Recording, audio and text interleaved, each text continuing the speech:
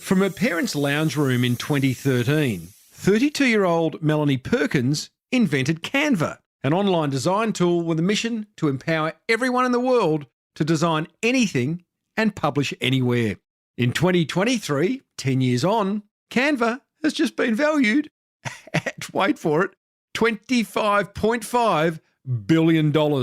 It's a rags to riches episode 652 of the 14-year-old award-winning Small Business Big Marketing podcast. Well, I said, welcome to a small business marketing show where successful small business owners share their souls to take your marketing straight to the lead. Now, here's your host, Mr. Timbo Reid. And welcome back to your weekly dose of beautifully designed marketing. I'm your host, Timbo Reid.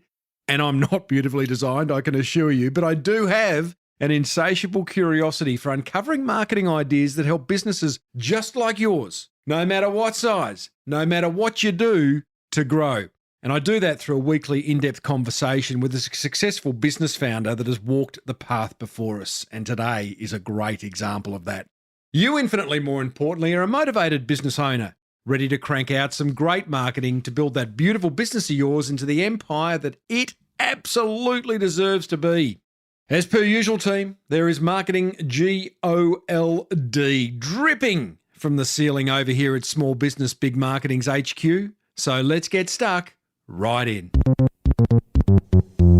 In 2006, Melanie Perkins was a troubled 19-year-old teenager, not by the usual stuff that troubles most people of that age. Oh no, something much more serious. You see, Melanie was troubled by the fact that desktop publishing software like Adobe, CorelDraw, do you remember CorelDraw? And Photoshop were complicated and hard to use. So like any smart young entrepreneur, Melanie came up with a simple and elegant solution, starting small by launching a business making high school yearbook design super easy. It was hugely successful, and following an unexpected meeting with a venture capitalist, Melanie found herself able to pursue her original idea and the chance to take on the software industry giants of the desktop publishing world. Fast forward to 2023, and Melanie's online design platform Canva has recently been valued at $25.5 billion. That's with a B, dollars.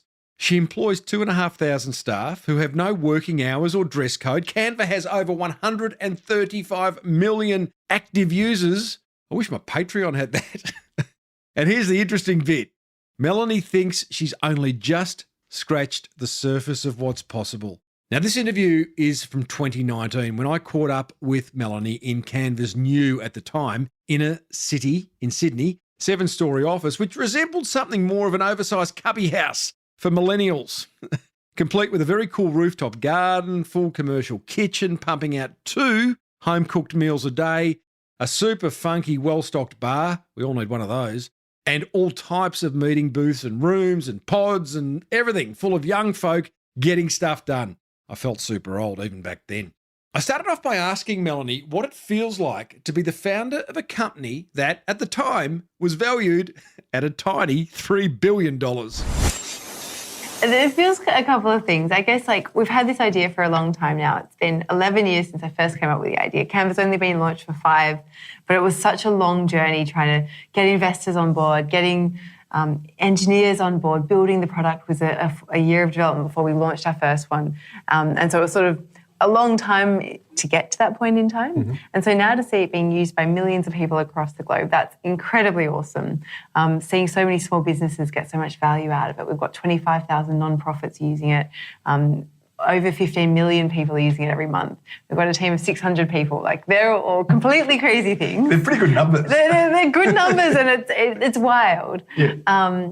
But on the other hand, we've done such a small amount of what we'd like to do. I feel like we've done 1% of what we think is possible. And so where I spend most of my energy and time is thinking about the 99% of things we are yet to do, and all of the problems I want to see solved. And so I guess it's a little column A, a little column B. Well, let's get to that sort of the future gazing later in the interview. Yeah. I am going to act a little bit stupid here because I don't understand numbers very well. And 3.6 billion in anyone's language is a big number. is there like a 30-second definition of how someone gets to a $3.6 billion valuation? Yeah, so I had to learn all about venture capital and investors when we were raising capital for Canva. So with my first company, Fusion Books, it was a bootstrapped company, which meant that we didn't take on any external financing, which was really great because it meant that we learned how to build a company and become profitable and market and do all the really important things for a small business. But then with Canva, we knew we wanted to take that concept of a simple design platform and apply it to a much broader market than just school yearbooks, which was what the first company was focused on. And so with that, we needed to raise money, and we raised money from some incredible investors from both in Silicon Valley and here in Australia. And how that process works is essentially they give your company a valuation. And so when we first raised, it was an $8 million valuation. And so you take in some external financing, and then that sort of, they take some equity in the company. And so then as the company grows, their equity grows as well. Mm-hmm. And so that's how the most recent... to be a number with a B. Yeah, exactly. It's a good number. So at 19, you had the idea to disrupt the entire desktop publishing industry. Were you looking to be a disruptor at the age of 19? At 19, I thought that in the future it was inevitable that things were going to be moved from being online to being, from being desktop-based to being online. And I also thought that it was really apparent that it shouldn't be so complicated. So students would take an entire semester to learn where the buttons were. They'd have to read long instruction manuals. This is like Photoshop and InDesign. Exactly. And I was teaching Dreamweaver and all of these other products, and they were really, really complicated. And so it seemed really apparent a few things, that they were going to be online, they were going to be simpler, and they were going to be collaborative. So rather than having to send PDFs and large files backwards and forwards, you should be able to do that online. So that was really apparent at that point in time. Were you looking for a business idea, or you were just one of those people who were really frustrated and actually said, well, I've got a solution to that? Yeah, I mean, I think I'd taken one entrepreneurship course in my studies. Right. But yeah, it was really a strong frustration, and just it was such an apparent problem that people were struggling with. All my students were struggling with, and so yeah, I guess that's where it started. What other industry would you love to disrupt or see disrupted right now? So I guess within our own ecosystem, there's a whole host of things. So there's obviously the desktop-based products like, the whole design and publishing suite. But then there's obviously stock photography, because if you're trying to create a professional design, you have to go to all these different industries. So the desktop tools, I'm going to use things like stock photography sites, font sites, illustration sites, having to collaborate and go backwards and forwards via things like Dropbox and email, and then actually creating content from videos, all sorts of different things, and then finally creating your design, and then having to share it via all the different methods. And so our goal was to take all those different industries and ecosystems and integrate it into one page. You've done that well. Yeah. But I think that every industry... Do you not go out into the street these days and go, oh, gee, I wish someone would just do something about that industry? Well, I think that in my very optimistic sense, I think everything is getting kinder and more efficient and more democratised, and everyone can access it rather than it being just to a few people. And I think that that's happening across every single industry that we look at. The first iteration of Canva was called Fusion Books, which made it easy to design high school yearbooks. Why that niche? So at school yearbook coordinators get an extra end of the raw deal because they get stuck trying to create a publication. They haven't necessarily had any design experience or publishing experience, and all of a sudden they're having to create this publication that's going to go out to hundreds or thousands of people, which is a really tall order. And so it seemed like a really great market to start with because the problem was just so pronounced. Mm-hmm. And they also had to... They also then purchased the yearbooks at the end of that process. So not only were they having a really hard time, there wasn't any software available for them. And then on the tail end of that, the way we created our software, then people would purchase their yearbooks at the end. So it meant that as our bootstrap company, we could actually make some money. Yeah, well, and that's how the business did make money. That's exactly right. Did you give away the design for free, the design ability? So people could use our software for free, and then they'd print their yearbooks with us. And actually ended up with a yearbook printing, a printing press in my mum's living room. We ended up with staff in there, took over the garage and had like our pallets of paper and waste cartridges and these massive ink cartridges. My mum wouldn't have let me do that in a million years. You've got a really cool mum. I do have a really cool mum. So she was like, bring it in. Yeah. More printers, the better. We ended up with 2 like huge production presses. She was incredible. She is incredibly kind and supportive. So we've really got you to thank for all those yearbook coordinators who have stopped using Comic Sans as a typeface. Yeah, it's not available. It's not available. It's not available on Canva. Exactly. It's not available on Canva either. Is it greyed out? That would be quite funny. That would be quite funny. Not available ever. Never coming. Yeah, no, whoever invented that facial font has got some questions to answer. You borrowed $50,000 from friends and family to get Fusion books off the idea pad, the launch pad. How was it asking for that? So my grandparents had passed away, and it was actually the inheritance that they had left for my mum. And mum very generously loaned that money to us. So that was obviously a huge weight on our shoulders to ensure that that could be paid back. That was... Do you remember paying it back? Yeah, that was a very special moment. Was it?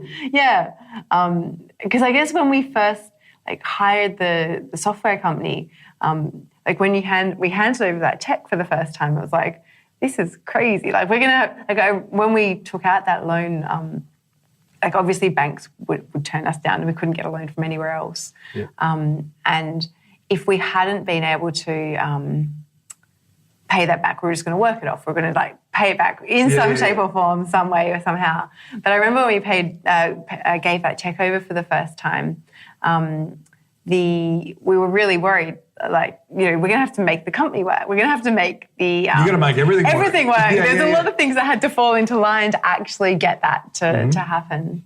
Did your mum think of taking equity at that point, or did she just was happy to see the $50,000 return?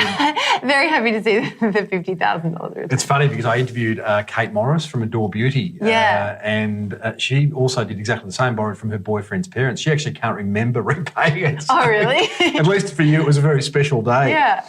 And so the business is going along beautifully. You're doing helping all these wonderful yearbooks come to life. At what point did you think, okay, this has got to get bigger, and the idea for Canva really became your sole focus of attention? Yeah, so actually quite early on when we created this yearbook program, schools kept on saying to us, can we use this to design other things? Can we use it to create other documents or canteen menus and all sorts of other things? And we're like, surely there's other software available that does this. And looked around and there certainly wasn't. And then an investor came from Silicon Valley to Perth. And I had a 5-minute chat with him after a conference. And he said if I went to Silicon Valley, he'd be happy to meet with me. So I jumped on a plane to Silicon Valley. That was after he'd kind of just ignored my emails a few times because I kept on asking him to sign an NDA, which apparently you don't do to investors. But I didn't know this at this point in time. But in preparation for going over to San Francisco, I got my entire deck together of the future of publishing and really consolidated a lot of those ideas that I had floating around my head for a while. So this fellow's name's Bill Tye. That's correct. I don't know Bill, but I'm told he's a pretty heavy hitter in the venture capital kind of game. Yeah, that's right, yeah. You're naive Melanie Perkins back then, and I'm just going to talk to this guy. He might be able to help me. So he says, I'll hear you out. You'll need to come to San Fran and pitch me. Is that the deal? Sort of, pretty much, except for sort of the shoe was on the other foot in that I said, I'm going to be in San Francisco. Do you want to meet up? Audio program, Melanie's doing a weird eye movement. And you can't say you weren't going to San Francisco, were you? I was like, well, if I say I'm going to San Francisco and then I happen to be, I didn't want to make it seem too apparent that I was too eager. So just sort of, sure. I'm going to be there. Yeah, I'm going. So you hopped on a plane. You finally got hold of him, got a meeting. Yeah. Booked a trip. That's exactly right. And your pitch deck? So I actually printed that on my printing presses, and I tied it up with some beautiful ribbon, and it said the future of publishing, and it's incredibly dorky. But I think, it was quite funny. I don't think many people pitch on paper pitch decks. I think they usually have... Certainly not in Silicon Valley. No, I didn't realise this. I think I went in like incredibly naive. Yeah. The thing that I was convinced of, though, was that this was the future. Mm-hmm. That was the one thing I had down pat. Mm-hmm. You still got that deck? I do, yeah. Have you really? Yeah. What made you keep it? You got a soft copy or a hard copy with ribbon? I don't know that I have the ribbon That copy needs to be anymore. downstairs in a glass cabinet. Yeah. I've got a few different variations. I printed quite a few copies at the time. No doubt. Yeah.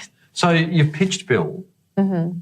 I understand you tried to copy his body language. You'd read somewhere where copying body language is a good idea. That's why I'm leaning into the desk right now, copying yours. Apparently. So when I was studying communication psychology and commerce. Right. And part of my psychology... 101. it was talking about mirroring, and apparently people like you more Right. if you do. I don't know if this is true, but I was would- like, it clearly anything. I gave that a shot. What was Bill's advice at the end of the what was it, an hour meeting or whatever it was? He didn't really. He was kind of. So it was awkward. So I went over to San Francisco. I had my paper pitch deck, trying to eat lunch, trying to convince him of the future of publishing, and I don't recall his advice at the end of that meeting. Wasn't he on the phone a lot too?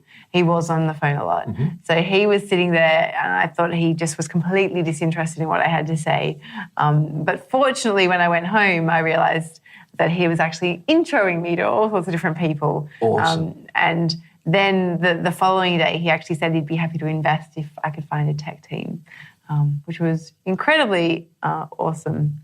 But it actually then was a year of trying to find a tech team. And Is that a big ask? You didn't have a tech team? I did, but we'd been using external developers. Like an agency?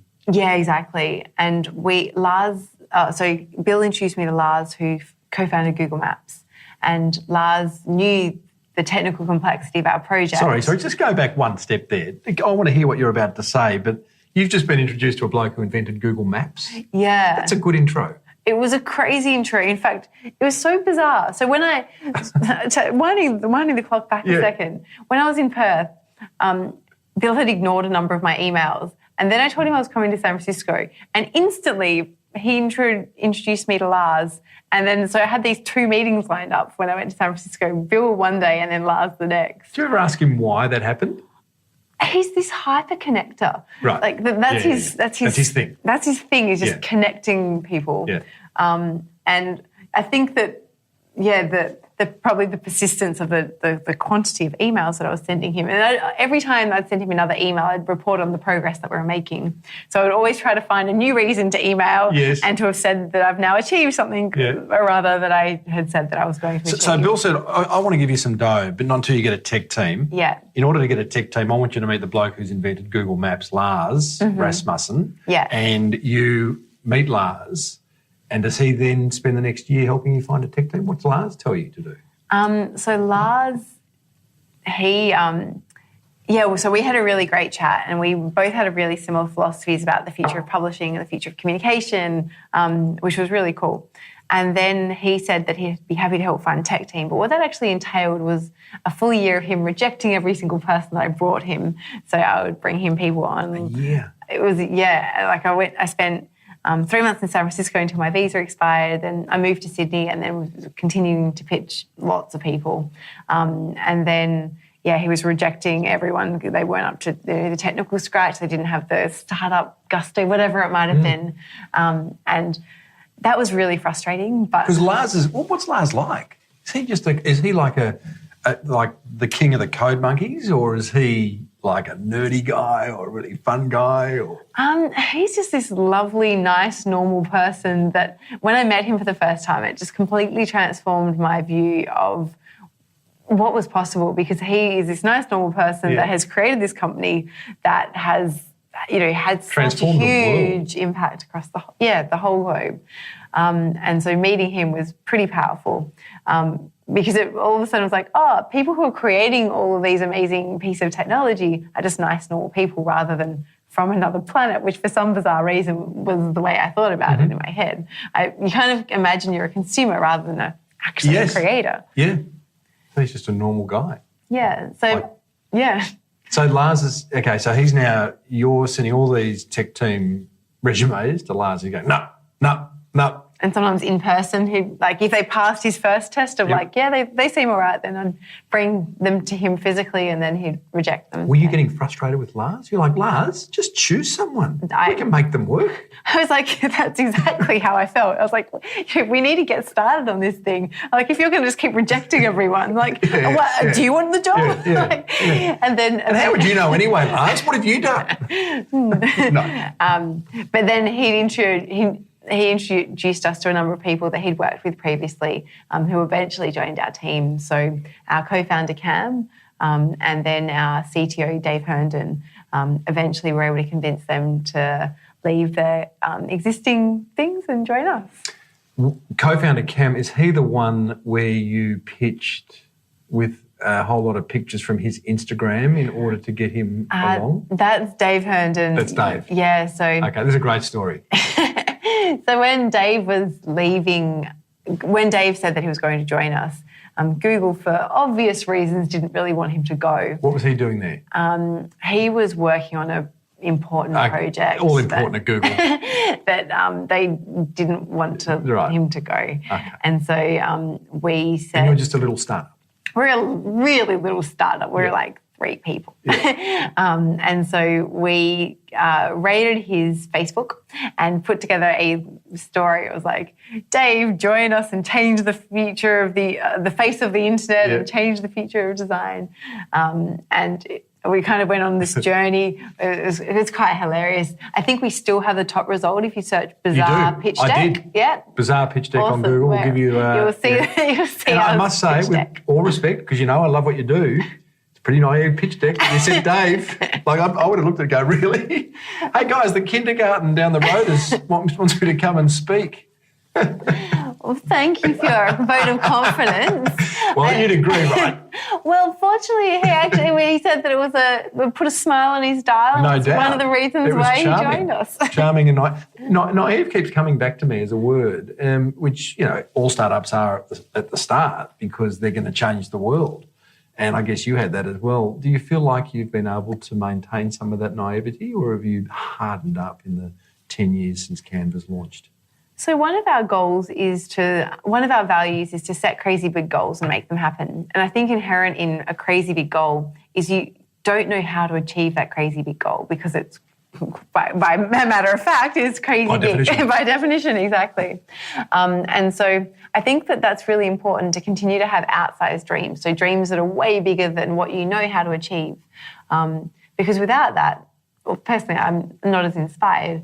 So I like to continue to have those crazy big goals and to be able to take that step forward without being able to see the end of the path.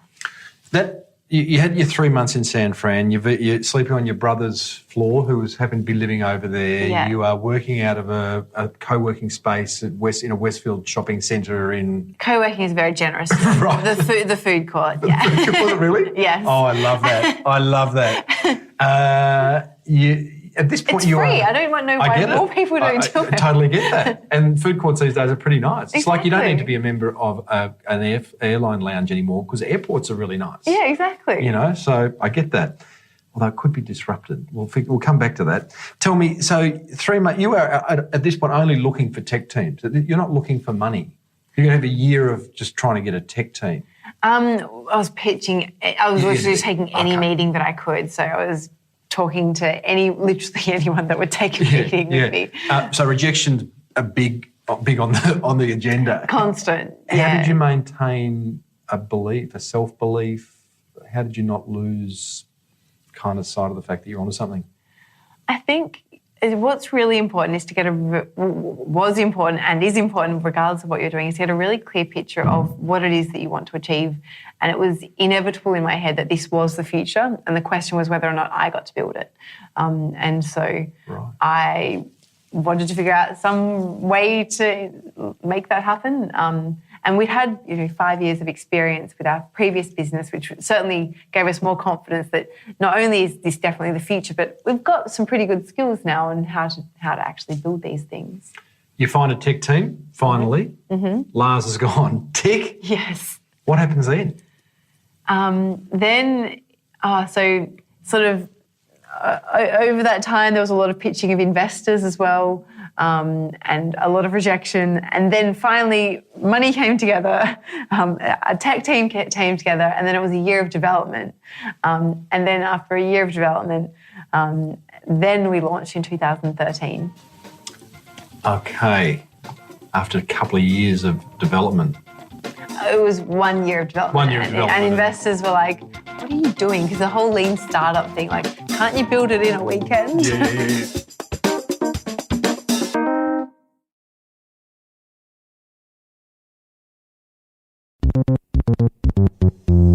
Melanie, I understand Bill Ty invited you to a kite surfing conference in Maui. What was that all about and what happened there? Yeah, so Bill had this thing called Mai Tai, and Mai Tai is a kite surfing conference for entrepreneurs. And so to go to the kite surfing and entrepreneurship conference, I needed to learn to kite surf. And so every time I'd give a business update, I'd also need to give an update as to how my kite surfing skills were going. And so despite the fact I find kite surfing quite scary, yes, especially landing in San Francisco where it's really windy. cold and windy, and it wasn't that, not a great place to land. Right. I needed to learn to kite surf because otherwise I wasn't going to get to go to this conference. And I guess we had no networks at all in Silicon Valley. So I needed to, like, if a door opened a little bit, needed to sort of wedge my foot in and figure out how to get in the door. So I learned to kite surf. And you, at the kite surfing camp, it's a kite surfing conference, we'll call it a conference, you asked to pitch. Yeah. It was just full of venture capitalists and investors, right? That's exactly right. And were there other startups there, or did you just weasel your way in that you could? There were a few startups there. But we definitely didn't have a speaking slot. And so the evening before, I ended up rallying a number of people who started rallying on our behalf to try and get us a speaking slot in the morning. Ended up staying up all night trying to prepare our pitch.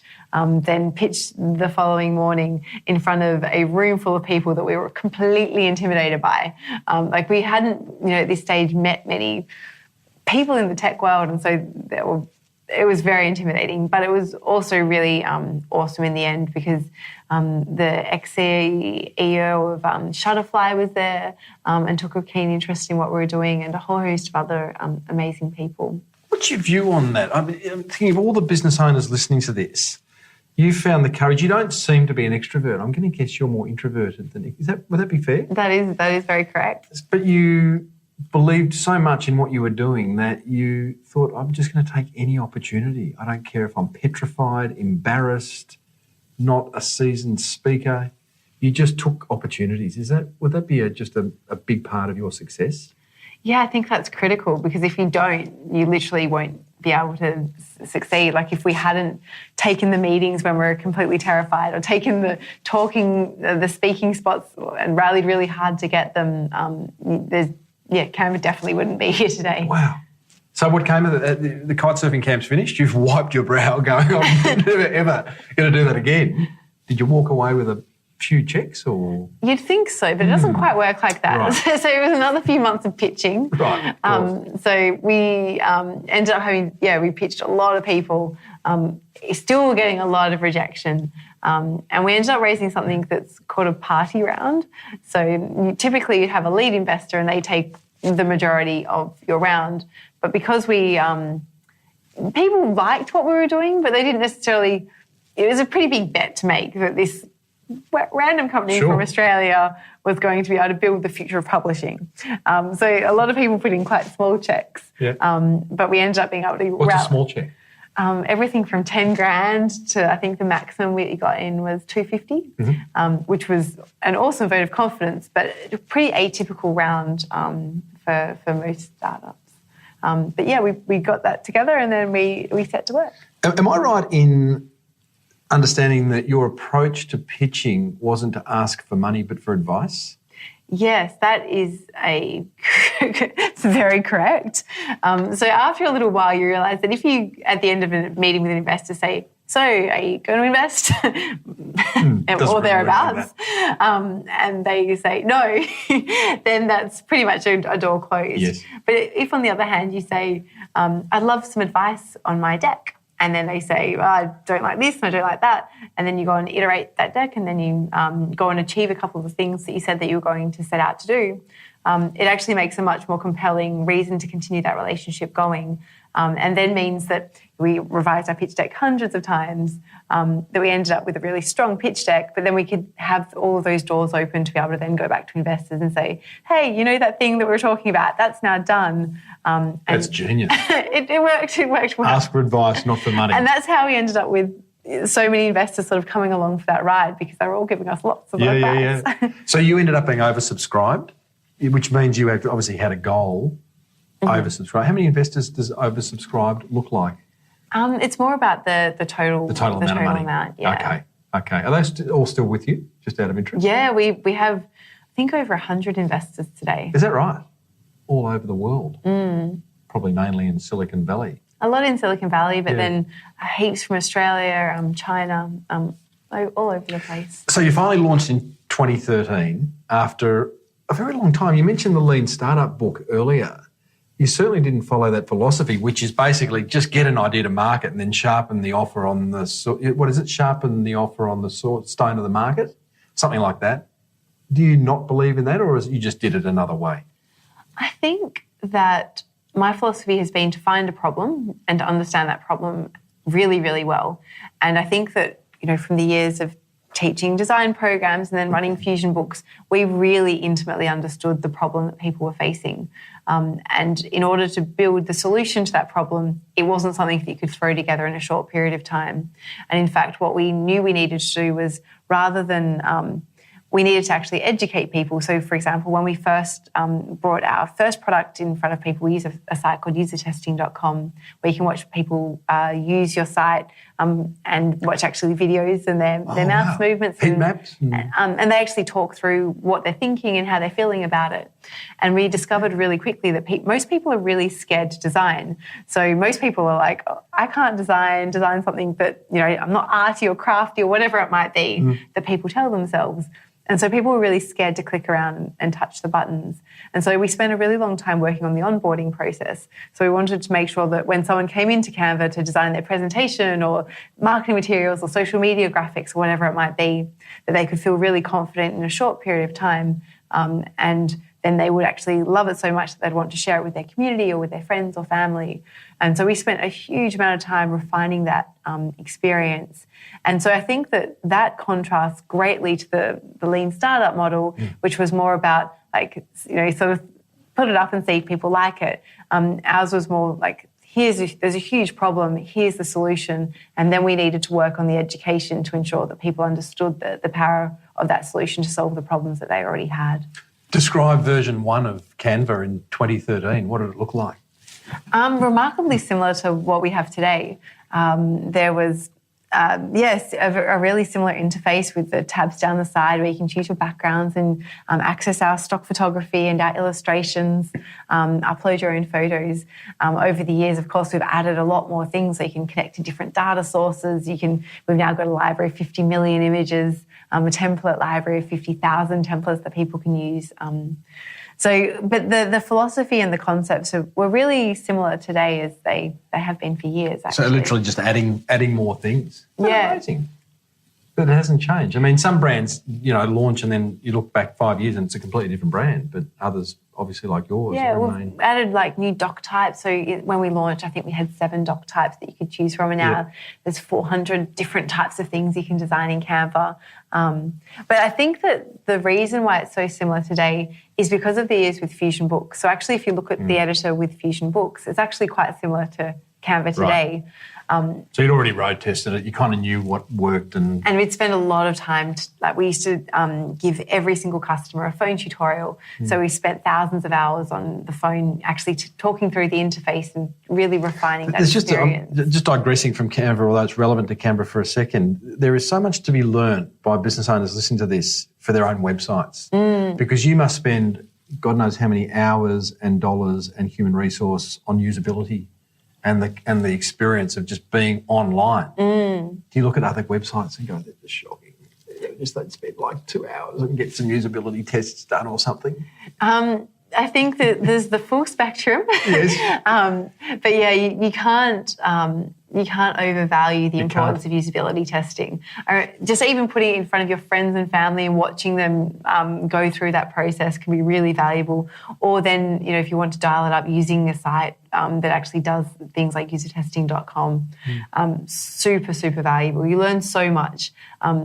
Just watching people click around and explore and see where their frustrations lie. Well, I guess it's a bit like Steve Jobs, where he just saw like the computer wasn't going away, but gee, it was ugly. And he found that sort of intersection between sort of functionality or form and beautiful design. You've sort of done the same, haven't you, with online desktop publishing? That's a very kind You'll compliment. take it. Oh, you're very humble, Mel. Very, very humble. You launched with 50,000 subscribers, or what's the terminology here? A waiting list of 50,000 at launch before you even open the door. How? So because we had some big names behind Canva when we were out of the gate, so with the investors like with Lars Rasmussen and Bill Tai and a number of other like Blackbird Ventures from here in Australia and Matrix Partners from Silicon Valley, it meant that we were able to get a bit of press when we pre-announced. So we said that we were launching, but we weren't telling anyone at that point in time what we were launching. So we had this whole... Like nothing, you didn't tell anything. We said we're focused on... we talked about the problem. So design is hard and we're going to solve this. We're going to revolutionise this. But we didn't say specifically what we were doing. And so I think we helped to build up a bit of intrigue because people were like, what are they doing? And then we had a page where people could register their username. And it sort of just helped to build that... Why would they do that? Just out of curiosity, or did you offer a free, like your grandfather, is the word grandfathering them in, or they get a free... No, it was just, out of curiosity. Wow. So people were sort of like, what is going on here? I'm interested. And there's a whole tech community around that are kind of interested in pre-launch things. Yep. And tell me about the day before launch, the night before launch. I'm sure there's a big green button somewhere that you push and the website goes live. Tell me about that moment.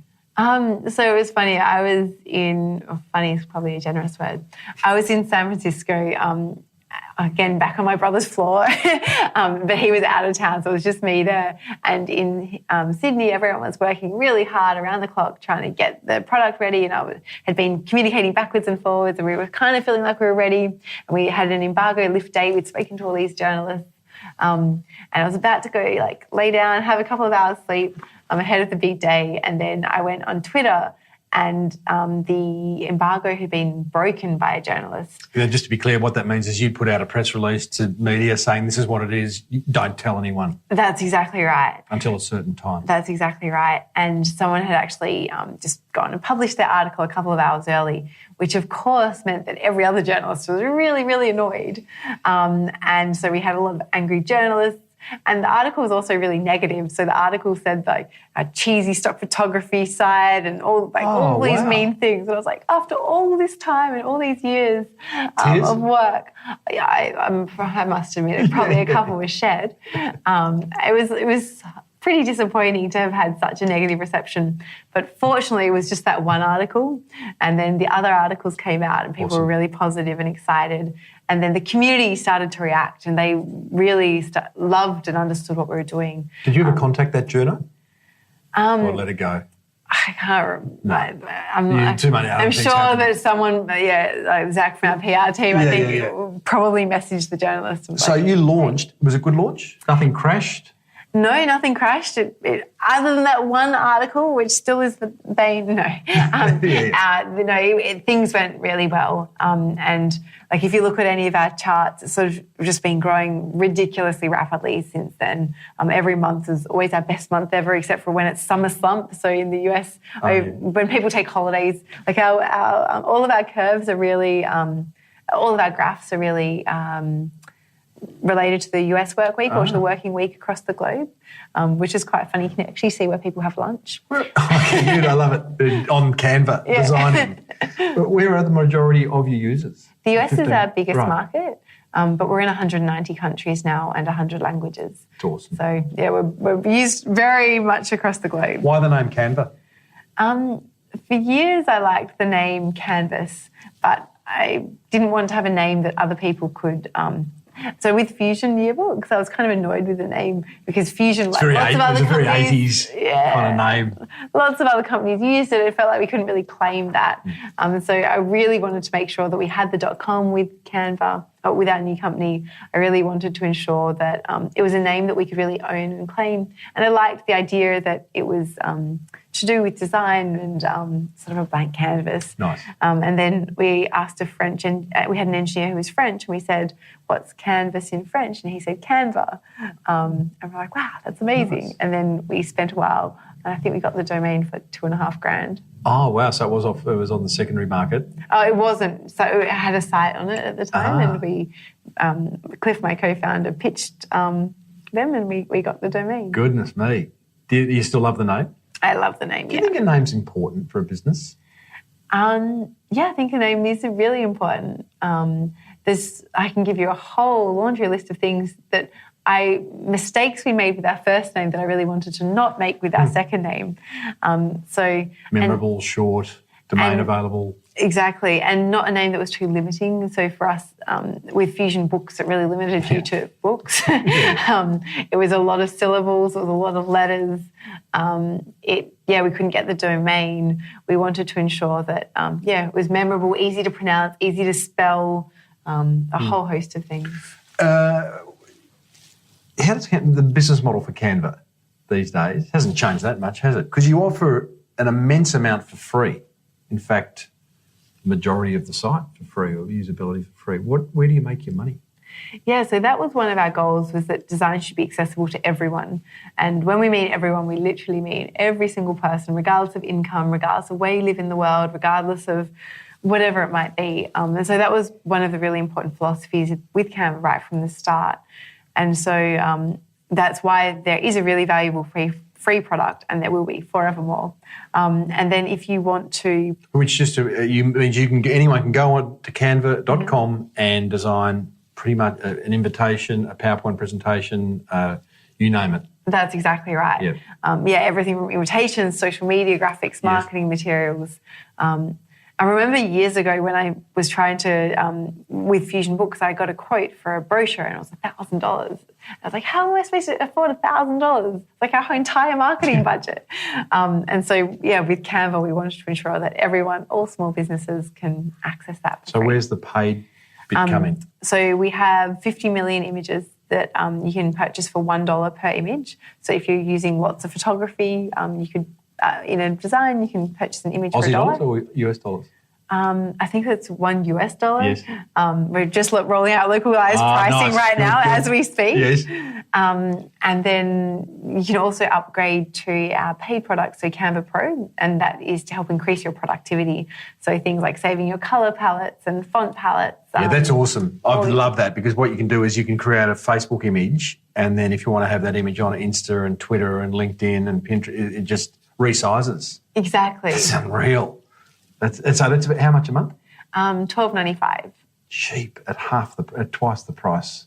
It just seems so cheap. But when you've got 15 million people paying that, you won't tell me how many people you've got paying. 700,000. Oh wow! Thank you. But then then you can also purchase. So if you've created an invitation or a business card, you can also get that printed and delivered to your door in 44 countries as well.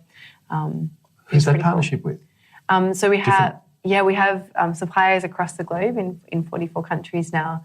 And so people can create their entire marketing swag. Also in the US, you can now print your designs on T-shirts as well. That will be coming to Australia very soon. Who have you done the partnership with in Australia? So we take end-to-end ownership of that, and then we work with providers that can help do the fulfillment. Gee, that's good. Just backtracking a little bit, what made you think during all this development time and getting it to market that once you announce it that Google or Microsoft aren't just going to go, that's a good idea, we've got lots of money and lots of people who can do it quicker and faster and maybe better, because that'd be a massive threat. How did you not just kind of freak out at that thought? That was actually a question we got a lot from investors when we were first pitching, and people were like, oh, but surely someone's going to throw $500 million or whatever it might be at it. I think that the way we really thought about Canva was it was completely reinventing an entire industry. There's obviously technical complexity with that, but there's also a completely different way about thinking about the business model. So rather than paying for software, for example, you're paying for the ingredients, you're paying for the end products. So I think that was sort of how we explained it to investors, was they'd have to completely reinvent and eat their own, eat their... another one. There's some expression. Eat their own medicine, drink their own medicine, take their own medicine? Something like that. How do you get 15 million active users? I think a few things. Yeah. It's been really important to solve a problem that affects a lot of people.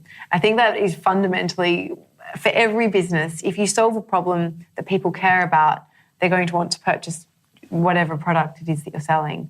And then not only does that help you to get your customers, but then it helps those customers to want to tell other people. And I think that's been central. So more than 50% of our community are coming from word of mouth. So they're just telling their friends and family. We have 150,000 YouTube videos created just by our community. Tens of thousands of blog posts. Exactly. Some podcast episodes. That's exactly right. Now we're talking. I imagine that 15 million, I say that 15 million to you and go, that just seems like an extraordinary amount of customers. I'm guessing for you, you're just thinking, oh, it's good, but gee whiz, we are just like... I remember Jeff Bezos about Amazon said only a couple of years ago, Amazon's at day one. Like it's one of the biggest companies in the world. Do you feel a bit like that with Canva? Absolutely. So we want to empower the whole world to design. So 15 million on a fraction of the 3 billion people on the internet, it's not even our 1%. Yes. So we say as a company that we've done 1% of what we think is possible. But actually, if you do the maths there, we are not at 1% yet. So we still have a long way to go. Competitive-wise, I don't expect you to name any. Has there been any come on the scene? I can't think of any. I haven't really looked. Lots of people do little parts of what we do. But I guess that was the case before. There were stock photography sites and stock illustration sites. But our goal, as you know, is to take that entire thing and make it accessible. So I'm a marketing guy. I love the Canva brand. I've used it. I visit the website, so therefore I could potentially be remarketed to. I very rarely see above the line, I wouldn't imagine you're doing any above the line advertising, any online advertising. I don't see it come up in my Facebook feed, my Insta feed. I do see blog posts about it. Has that really, what marketing do you do? So the main thing has actually been word of mouth, which is pretty cool. So therefore, the best marketing is a great product. I think that's critical. If you don't have a great product, anything else you do will fall to the wayside. We are starting to dabble in those other areas, and I think you'll be starting to see more and more of that. Our goal is to get 3 billion people using Canva, so there's a bit of work to do. But yeah, the goal has been ensuring that we've got a valuable product. We've been doing a lot of education we've got design school. So the idea is that you can go and get an amazing, if you know nothing about colours and fonts, you can actually go and learn about that, and branding and marketing for free there as well. Online. Mm-hmm. And so, give people value has been a pretty cool marketing philosophy. Yeah, clearly. Getting those tens of thousands of blog posts and all those YouTube videos and now some podcast episodes is great for creating awareness and exposure and getting people to canva.com. What's the secret? And I guess we've answered in a way with your freemium model, but what's the secret to converting them into a paid customer? So once people use Canva a lot, then they want to increase their productivity. So they're wanting to, as I mentioned, save their colour palettes and fonts, and they've got hundreds of designs. They want to put them in folders, and they want to resize their design. So things that they're wanting to do to increase their productivity sort of becomes a pretty natural sell to people when they're getting so much value from the free product. Then they want to upgrade because they want to increase their productivity and save. If you can save hours or days a week, it's worthwhile. I kept talking to you for a long time. I'm very conscious of the fact that you're probably rather busy running this $3.6 billion company. But we're at Canva HQ in Sydney, and I've just done a tour with your PR lady, Liz, who was awesome in showing me around. And this is impressive. This is a 7-story building with an incredible roof garden overlooking Sydney. In reception or downstairs, there was a proper kitchen. I just need to ask you a couple of questions about explaining this incredible spaceship that we're in, because it is. It's like, is this your idea? Where did the idea for this space come from? So one of the philosophies we've had right from the start is we want to create an environment that we wanted to work in. And so all the way back in my mum's living room, we'd have lunch together as a team. And that's something that's continued all to today. So in each of our offices, they have lunch together as a team, which is a really awesome and powerful thing because you're sitting down with your colleagues, you're getting to know them as people. And so that's why there's such an amazing cafe and restaurant downstairs. I think, we've had an amazing team that have been working on the space to really make it have Canva's vibe, which, you see lots of couches around, lots of plants. Dogs. The idea is to make it feel like a place that you want to be in. No dress code? That's correct. Are you trying to create a place to stop people going home? No. We want people to have a healthy work-life balance. I think that's really important as well, is that people actually have a life. The average age out there is quite low, says this 52-year-old podcaster, but there must be a lot of people who just love working here and not want to go home. And you do. You probably imagine if we walked through at 10 o'clock tonight, there'd still be people tinkering away. Yeah, it's flexi time, so you can come in when you want and you can leave when you want. Get the job done. So sometimes, some people love to come in super early in the morning and leave pretty early, and then other people come in a bit later in the day and leave later. So people just That's awesome. do what they want. Complete flexi time. Get the job done. We care about goals and what you're actually doing and creating for our community. You operate in seasons, is that right? That's right. Briefly explain that concept. So we do something called a season opener. So at the start of every season, so winter, spring, autumn, we get the whole company together in each of our offices, and we talk about the big goals we have for the season ahead and show off the work that's been done in the season gone by. It's a really great way to share context and for everyone else to get to know what's going on in the company.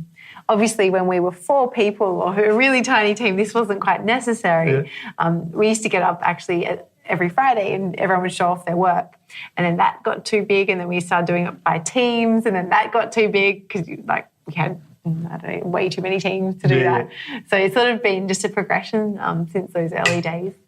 If I very rarely ask the question of projecting forward 5 years, 10 years, because I think it's a ridiculous question, but I think you would be the type of CEO that could actually answer this question. When I come back in 5 years and 10 years' time to do an update interview with you, where will you be and what will this look like, this brand called Canva? So we have a 2-step plan. Step 1 is to build one of the world's most valuable companies. We still have a really long way to go on that. And step 2 is to do the most good we can do. And I feel like we have started, we've been starting to do some good things. So we've got 25,000 nonprofits that get our paid product for free. We are supporting all sorts of different local initiatives in each of our offices. But there is an incredible amount more that we'd like to be doing in that space that we've started to think about. So I think that, and also, I guess as part of step 1 of building one of the world's most valuable companies, hopefully we'll be a lot closer to our mission of design, empowering everyone, literally, to design anything, literally, and publish anywhere. Literally. Literally was my little add-on there. Got it. Wow. You seem so relaxed about all that. Is there just this incredible pent-up excitement in you where you just have to just breathe, Mel, just breathe. It'll all happen in good time. Or do you just wanting to it all to happen now? A bit of both. I think because I didn't get what I wanted for a long time, as in I was like, hey, investors, can you invest for 3 years? And then I was like, hey, engineers, can you join me for years? I think that I feel really grateful that I actually have this opportunity to be able to take this idea, turn it into a product, have it be used by millions of people. And then with our team, we're inventing every single day. We're thinking like, what sort of new, delightful, amazing things can we give out to our community to wow them? That's an incredible privilege. And so I think that certainly energizes me. Mel, I've got a little bit of dough in the bank. Can I just have like 0.05% of the company? Am I too late? Is there a few people in front of me? We've been in a fortunate position. There's been a bit of a waiting list on each of the things, but we can chat. Cool. Very polite answer. That's a very polite way of saying no.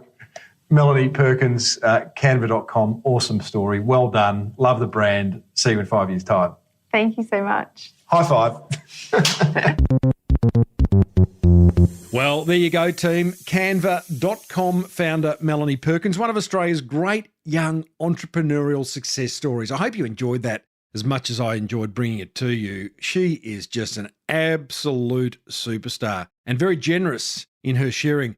I use Canva every day. I absolutely love its simplicity, its interface, super cheap, and boy, oh boy, can you get some design stuff done. If you'd like to join the discussion about that episode, head over to Facebook and join the Small Business Big Marketing Tribe. It's free and it is good. I'll see you on the inside. Righto, it's time for you to take action on what you've learnt because ideas will remain exactly that without action.